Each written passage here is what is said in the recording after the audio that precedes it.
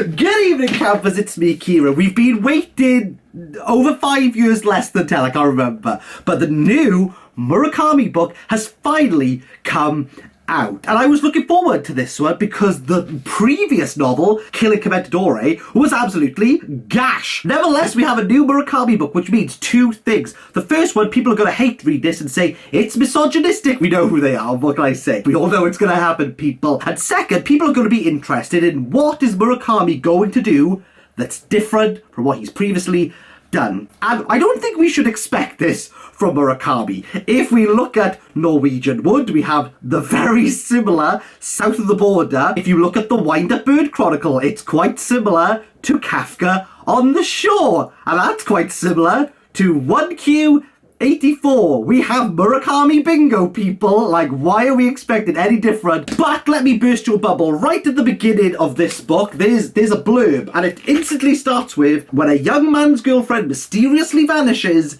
he sets his heart on finding the imaginary city where her true self lives. Like, we're not even pretending. This is a Murakami book through and through. Get your bingo sheet ready, boys! Before the riskiest and most daring of you start dabbing away preemptively before you start reading this book, if you weren't content with the front sounding like a Murakami book, we also have the back, where we have the afterword, of which the most ardent of Murakami fans will know that the city and its uncertain walls is already a short story that he worked on like 30 years ago, of which that idea has niggled him for a really long time. How long? Well, between the publication of the short story and this book, he based it on this book, The Hard-Boiled Wonderland and the End of the World. But don't worry, I've not read this, so we ain't gonna talk about it. Find someone else who wants to tell you if it's that similar. But we have, to crudely put this, Murakami's latest novel is a rewrite of a rewrite. I think most would agree with me that Murakami novels normally come as two separate packages. You either have the romance or you have the magical realism. Here within The City and the Uncertain World, of which I'm just going to refer to this book as The City, because it's just way easier to say than spieling off the whole thing every time. Does it sound like Murakami's breaking new ground? No, like we've seen this within IQ84. It's a love story told in the most complex way possible. And I would say that is true with The City. The difficulty here is that within the title there is a very apt word, and that is uncertain. Because upon reading this, it's very difficult to ascertain what is real and what is surreal. Maybe that comes across a little bit piecemeal, but it might sound a little bit far-fetched. Upon opening this, we realise the two teenage lovers are talking about dream reading as an actual vocation, that you need certain qualifications to enter a city whose walls contort, flex, move and change throughout the entirety of this narrative. If you've read this book, you know that I'm reducing this to its most simplest form, but characters, like the main protagonist himself, is uncertain. Like, we don't know these people's names. Later on within the book, we do have two characters. One who is the yellow submarine boy. Yes, you can mark off like a music reference. You're welcome. Another boy who just looks like a ghost. Is he just pale? Is he an actual ghost? I'm not entirely sure. And this uncertainty definitely broods, definitely eats away at you, as I was uncertain what Murakami is actually doing. In fact, you could say this is a Peter Pan retelling, as we have characters losing their shadows and wanting to obtain them, but in a way that is saying that are individuals like one entity, or are they a composite of everyone that they've ever interacted with? Are interactions between people more important than we would inherently think? And this brings a new concept to what Murakami is trying to deal with, especially when you know that he wrote this novel in the midst of the COVID pandemic, where he, like many of his characters throughout his bibliography, are isolated from the real world. Murakami has preoccupation with what the self is. Again, it's very evident he spent 30 years grappling with trying to not answer the question. Murakami is very good at telling readers what he wants.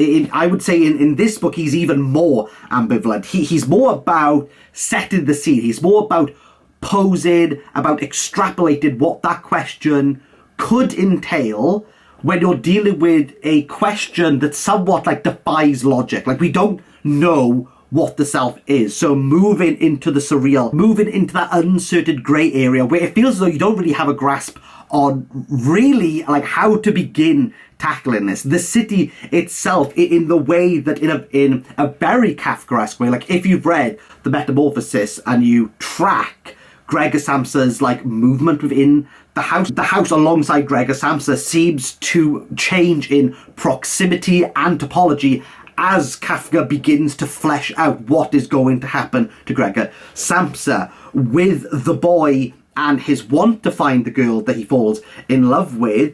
Everything changes around him, and everything that you feel should ground you in reality, Murakami is ensured to keep you second guessing. One of the worst parts of this book, but know that the Japanese original is twice the size of this. Like, the translator has cut this down. Yeah, that's the time that you spend in the library.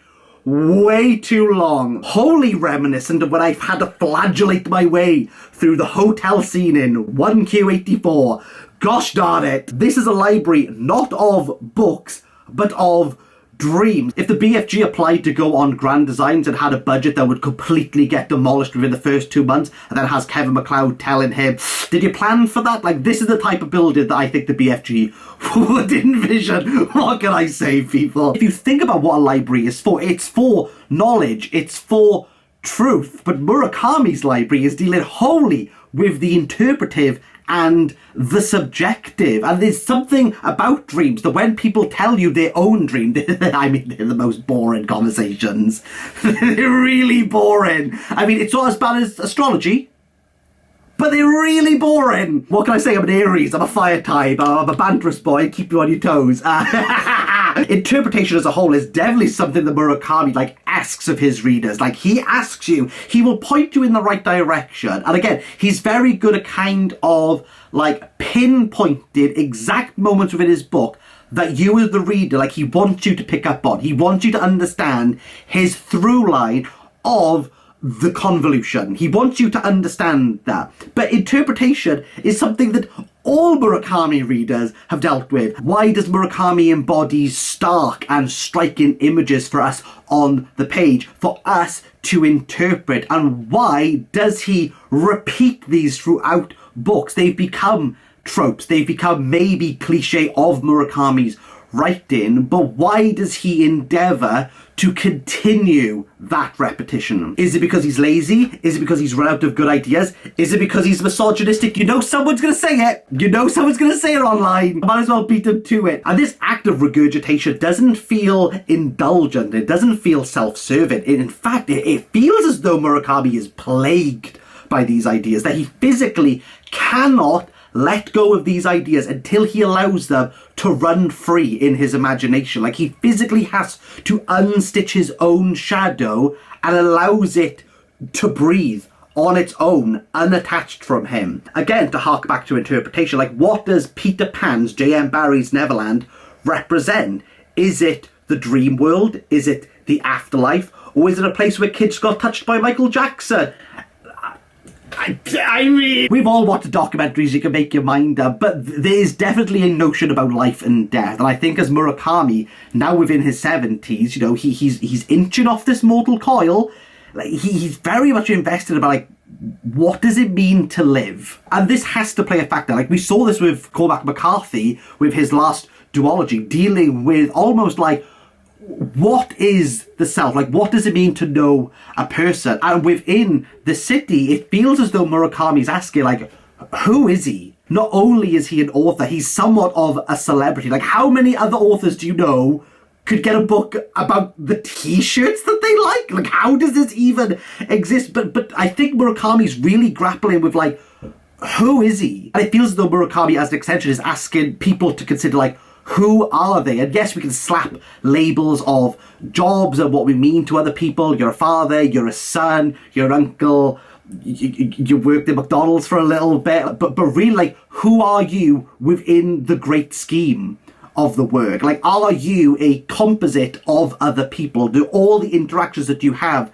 throughout your life form who you are? And if not, do we yearn to be a composite? Do we really truly want to be a atomized, individualized person? Or do we want to be part of a community? Or what does that look like? And how are we to interpret that? I think this is a work, I think this is exactly what I wanted from Murakami. It feels very safe. It feels very familiar. At times, very repetitive. But why would I want Murakami to change? Why would I want Murakami to do something different when he has pretty much nailed it? Like, he has nailed this style. He has nailed this type of storytelling. And within his 70s, he's nailed it again. We have something that moves more into magic realism, possibly into fantasy, some could argue. We have a book here that really gets you into the head of Murakami, to understand like how Murakami approaches ideas and questions. I think, in a way, The City and Its Uncertain Walls, while part one is a bit of a slog and you have to try to understand how he's building this world with these parallel stories, once you hit part two, ignore the library. The library's way too long. But once you like break through that and you begin to understand why the city is beginning to bend and break around the characters, while you try to understand what reality, what surreality, and what the imaginary are doing in tandem with each other, I think you have a very accomplished work here by Murakami, and this is one of the best Murakami books that we've had to date. Again, I can understand people feeling as though Murakami's doing like the most laziest job, like a rewrite of a rewrite, but I think you are very much rewarded with this book. I would give The City and Its Uncertain Walls an 8 out of 10.